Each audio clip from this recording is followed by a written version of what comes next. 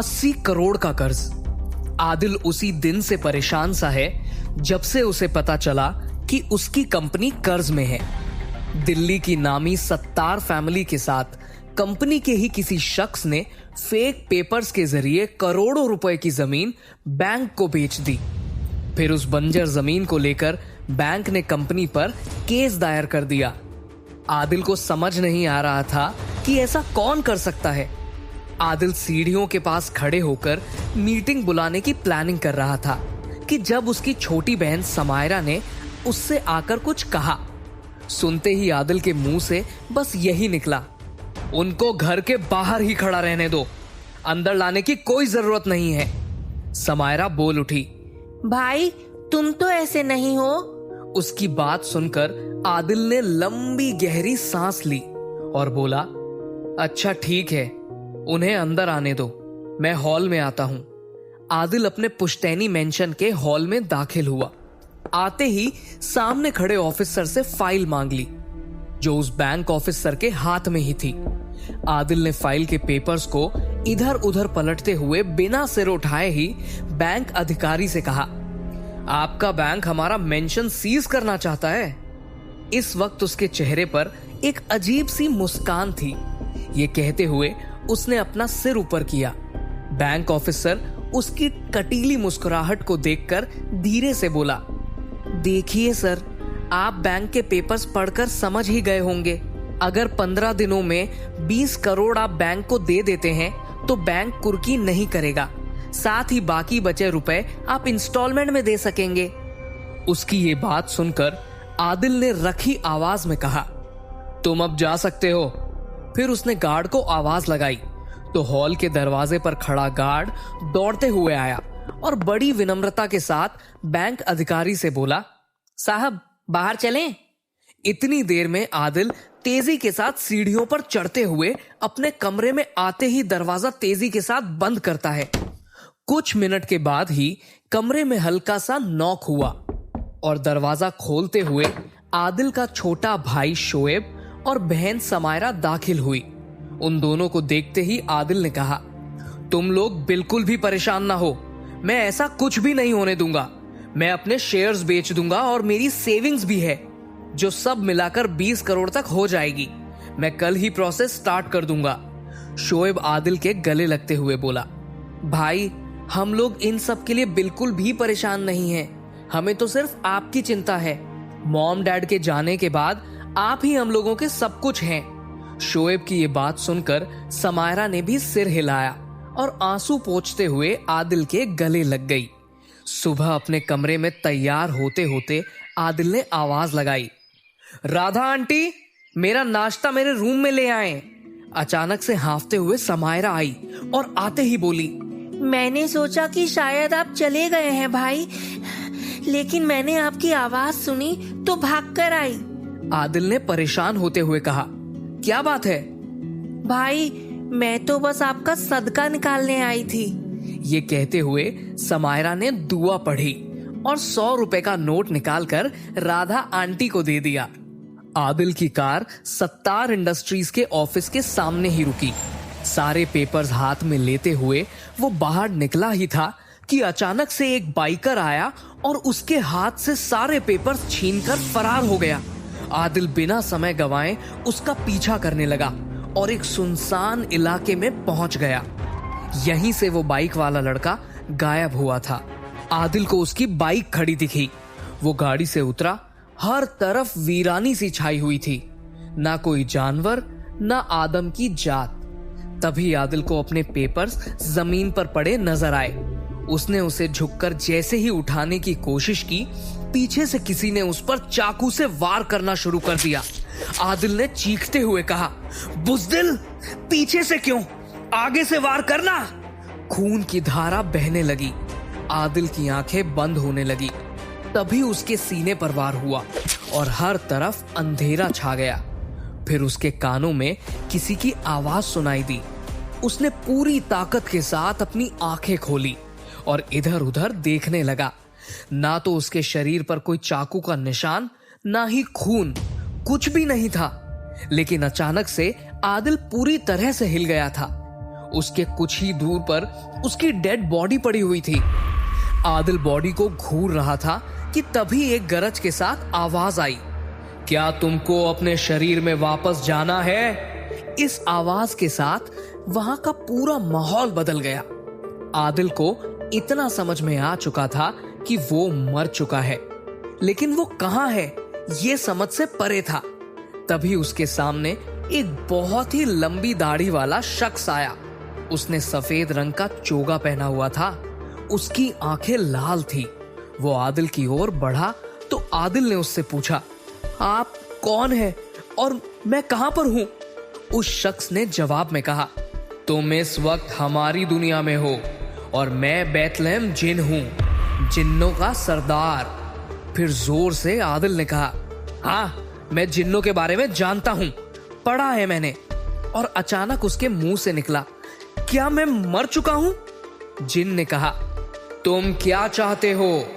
आदिल ने हकलाते हुए कहा, मैंने अपनी डेड बॉडी को देखा है। वो अचानक परेशान सा हो गया और तभी जिन ने जोर से कहा, मैं तुमको वापस तुम्हारे शरीर में भेज दूंगा। ये सुनकर आदिल सन्न हो गया, लेकिन मैं तो मर चुका हूं, देखो एम्बुलेंस मेरी बॉडी को लेकर जा रही है। तभी बैतलहम जिन ने समझाया, तुम्हारी सांसें अभी बची हैं, तुम अभी पूरी तरह से मरे नहीं हो, मैं तुमको तुम्हारी दुनिया में भेज सकता हूं। आदिल रिक्वेस्ट करते हुए बोला, प्लीज भेज दो, अभी मुझे बहुत से काम करने हैं, मेरा घर बिक जाएगा, कंपनी तबाह और मेरे भाई बहन फिर से यतीम हो जाएंगे। जिन ने कहा कि एक शर्त माननी होगी, जिसके जवाब में आदिल ने बिना कुछ सोचे कहा, हर शर्त मंजूर है। जिन ने चेताया, फिर से सोच लो। आदिल अडिग रहा, सभी शर्तें मंजूर है। जिन ने उसका हाथ पकड़ लिया, हाथ पकड़ते ही हर तरफ धुएं का गुब्बार था। आदिल ने अचानक से कहा, तुम मेरी मदद क्यों कर रहे हो? लेकिन तब तक अंधेरा छा चुका था। उसने धीरे से अपनी आंखें खोली तो खुद को आईसीयू में पाया, लेकिन रूम के बाहर उसको हर आवाज सुनाई दे रही थी, समायरा की आवाज। वो फोन पर शोएब से बात कर रही थी।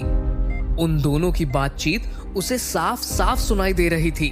कंपनी के मैनेजर पुलिस से बात कर रहे थे, डॉक्टर नर्स से डिटेल ले रहा था, यहां तक कि उसे कई दूर कोई गाना गा रहा था, वो सब भी सुनाई दे रहा था।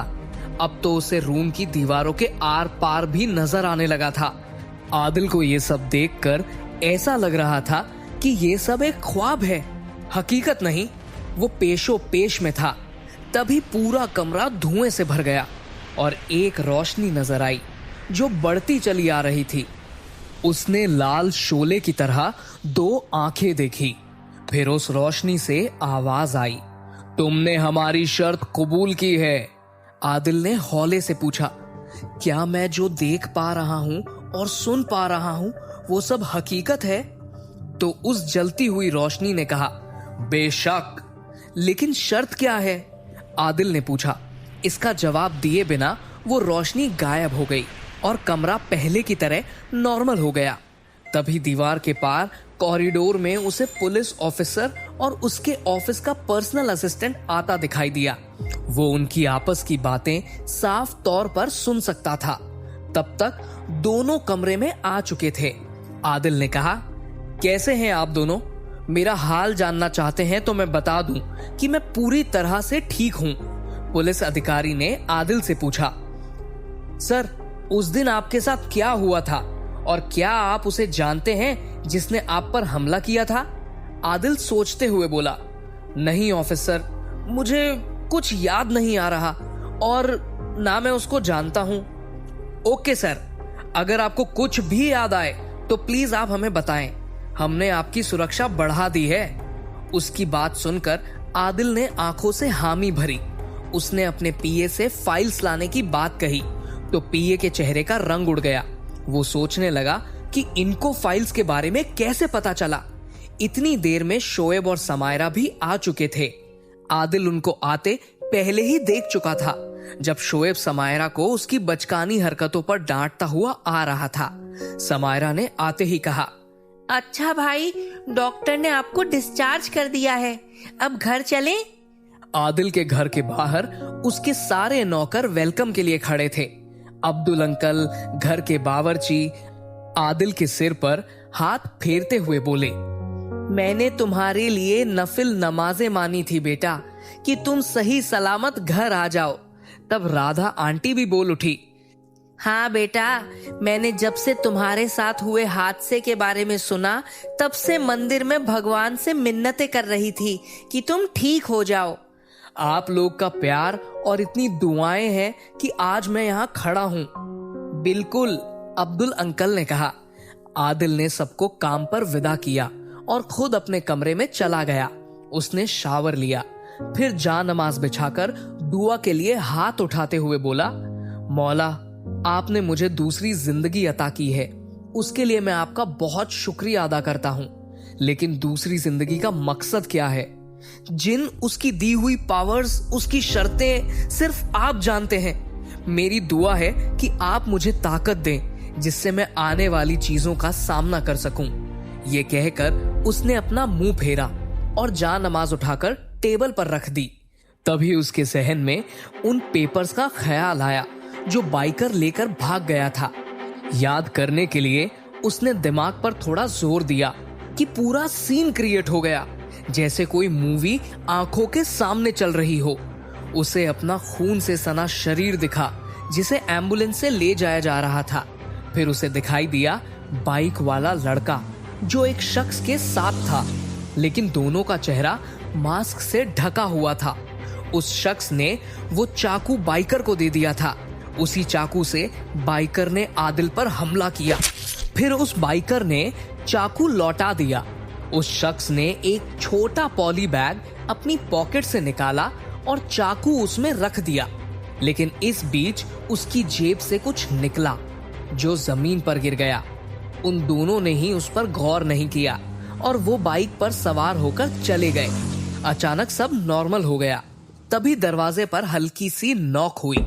आदिल थोड़ा सा सहमा हुआ था। उसने अपने सिक्स्थ सेंस से दरवाजे के पार देख लिया और बोला, आ जाए राधा आंटी, मुझे जोरों की भूख लगी है। आदिल ने लगभग खाना खा लेने के बाद खाने की तारीफ की। ऐसा लग रहा है कि मैंने कई सालों बाद ऐसा खाना खाया है। ये कहते हुए उसने अपना सिर उठाया तो सामने राधा आंटी ना होकर कोई और था। वो हड़बड़ा सा गया और बोला, कौन हो तुम और मेरे कमरे में कैसे? क्या हुआ है आदिल के साथ? कौन खेल रहा है उसकी जिंदगी के साथ? और कौन है ये बैथलेहम जिन? सच का जिन या आदिल की कोरी कल्पना? जानने के लिए सुनते रहिए सुपर पावर्स की दुनिया।